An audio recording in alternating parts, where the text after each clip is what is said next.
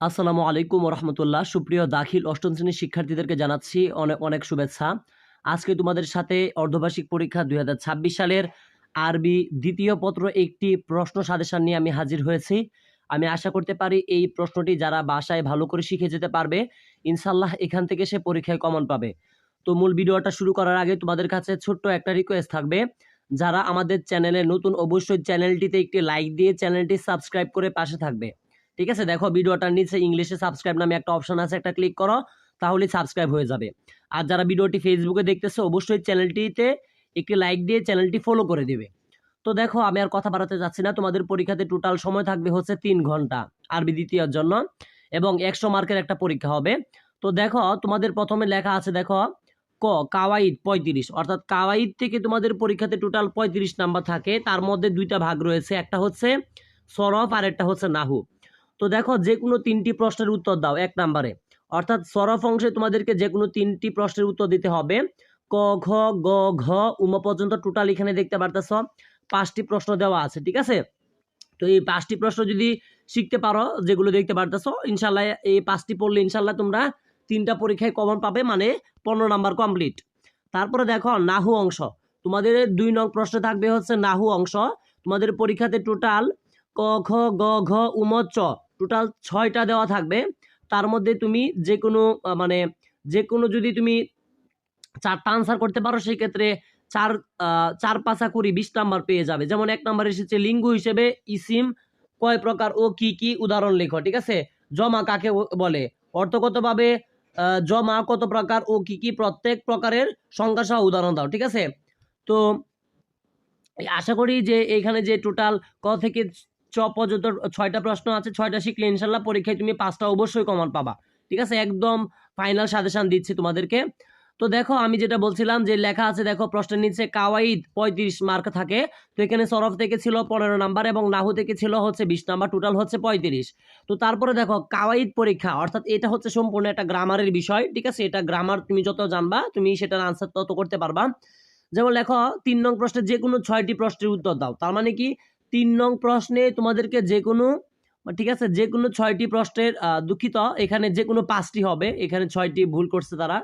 তো যে কোনো 5টি প্রশ্নের উত্তর হবে আর কি এটা। ঠিক আছে, তো 5 গুণ 5 মানে 5 5 25, যে কোনো 5টি প্রশ্নের উত্তর দাও। এখানে ভুলে 6 লেখা হয়েছে। তো দেখো যে কোনো 5টি প্রশ্নের উত্তর দেওয়ার জন্য, যেমন কল নিচের ইবারত থেকে সরফের আওতাভুক্ত 5টি শব্দ নির্বাচন করো। তো এইগুলো যদি পড়ো ইনশাল্লাহ কমন থাকবে। তারপরে দেখো খ নাম্বারে এসেছে যে নিচের শব্দগুলোর মাদ্দা বের করে জিন্স নির্ণয় করো। গ নাম্বারে এসেছে নিচের শব্দগুলো থেকে, ঠিক আছে, মুয়ান্নাস ও মুযাক্কার পৃথক করো। ঠিক আছে, তারপরে দেখো কোনটি কোন প্রকারের দমির লিখো। ঠিক আছে, তারপরে দেখো নিচের বাক্যগুলোতে হরকত প্রদান করো, অর্থাৎ উম নাম্বারটা সব থেকে সহজ, এখানে হরকত প্রদান করা একবার পড়লে মনে থাকে। 4 নাম্বার নিচের বাক্যগুলো শুদ্ধ করো। ঠিক আছে, তারপর দেখো 6 নাম্বার বচন পরিবর্তন করো। বর্গীয় জ নাম্বার তারকিব করো যে কোনো একটি।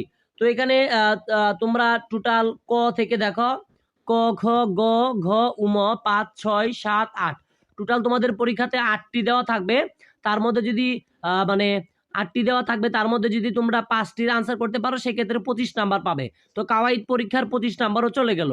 তার মানে আমরা ইতিমধ্যে তোমাদের সাথে আলোচনা করেছি হচ্ছে কাওয়াইদ সরফ এবং নাহু থেকে ছিল হচ্ছে 35 নাম্বার, এবং হচ্ছে তোমাদের যে কাওয়াইদ পরীক্ষা যে গ্রামার বিষয় এখানে হচ্ছে 25 নাম্বার। টোটাল তোমাদের সাথে আমি অলরেডি 60 নাম্বার নিয়ে আলোচনা করেছি। এখন থাকবে হচ্ছে তর্জমা, গ বিভাগে থাকবে হচ্ছে তর্জমা ও ইনসা। এখান থেকে তোমাদের পরীক্ষায় মোটা একটা নাম্বার পাচ্ছ 40 নাম্বার। খুবই সহজ এটা, আমি আশা করি যে সবাই তোমরা এটা পারবা। তো দেখো 4 নাম্বার বাংলায় অনুবাদ করো যে কোনো 5টি। ঠিক আছে, তো টোটাল তোমাদের পরীক্ষাতে 8টা দেওয়া থাকবে। 8টার মধ্যে 5টা আনসার করতে পারলে 5 গুণ 2 10 নাম্বার পাবে। 5 নাম্বার দেখো আরবিতে অনুবাদ করো যে কোনো 5টি তোমাদের পরীক্ষাতে। ঠিক আছে, ক, খ, গ, ঘ, উম, চ, ছ, তোমাদের পরীক্ষাতে টোটাল দেওয়া থাকবে ধরো 7টা কি 8টা, তার মধ্যে যদি 5টা আনসার করতে পারো সেক্ষেত্রে তুমি কিন্তু 10 নাম্বার পাবে। তো বাংলায় অনুবাদ থেকে 10, আরবিতে অনুবাদ থেকে 10 হচ্ছে 20। তো আরো থাকে তোমাদের 20 নাম্বার বাকি। দেখো আরবিতে দরখাস্ত পত্র লিখো যে কোনো একটি।